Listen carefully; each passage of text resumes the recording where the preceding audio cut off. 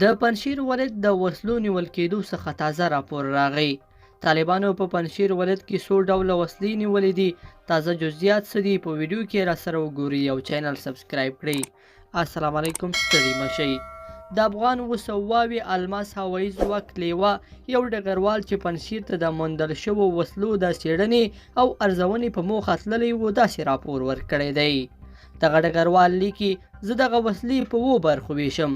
لومړی توپچي، دویم دفاعي هوا، دریم لنډ او لرې واټن ویشتونکي توغندي، څلورم زغروالي شوبلې یا ټانګونه، پنځم سپکې یا وړې وسلې، شپږم ګاډي یا د لیږد اوزار، اووم پوځي توکي.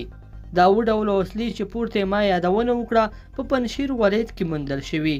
زه به په راتلونکي کې د هرې یوې په اړه بېلابېله لیکنه وکړم، خو زه تر اوسه په پنجشیر کې یم او زموږ سرګري یا استخباراتي ډلې د نورو وسلو او زیرمو په موندلو کې بوختې دي.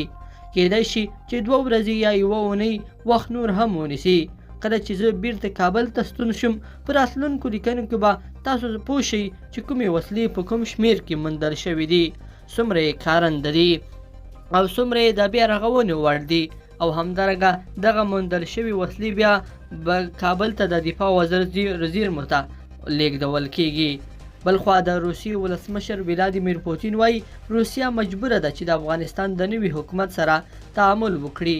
پوتین چې د شانګهای همکارۍ سازمان غونډې ته په وینا کوله وویل چې روسیه د افغانستان په اړه د ملګرو ملتونو لخوا د مجلس جوړولو ملاتړ کوي او نړیواله ټولنه دې د افغانستان د شتمنیو ازادېدو په اړه غور وکړي.